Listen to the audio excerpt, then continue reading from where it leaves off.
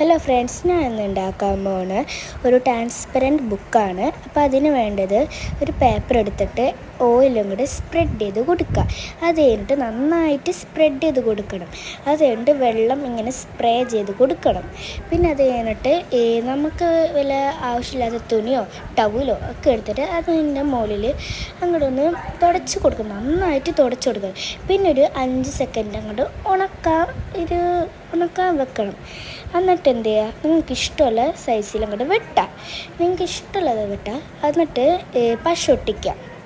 എന്നിട്ട് എന്ത് ചെയ്യണം, നിങ്ങൾക്ക് എന്താ വരക്കാനോ എഴുതാനോ തോന്നണേ അതൊക്കെ ഇതാക്കാം. എന്നിട്ട് എന്ത് ചെയ്യുക, നിങ്ങൾക്ക് ഭയങ്കരമായിട്ട് പാടായിട്ടുള്ളതൊക്കെയാണ് ഈ പേപ്പർ ഇങ്ങനെ വെച്ചിട്ട് നിങ്ങൾക്ക് ട്രേസ് എടുക്കുക. പിന്നെ എന്ത് ചെയ്യാം, ട്രേസ് എടുത്തിട്ട് നിങ്ങൾക്ക് നല്ല ഭംഗിക്ക് കിട്ടും. അപ്പോൾ നിങ്ങൾ ലൈക്കും സബ്സ്ക്രൈബും ഷെയറും കമൻറ്റും ചെയ്യാൻ മറക്കരുത്.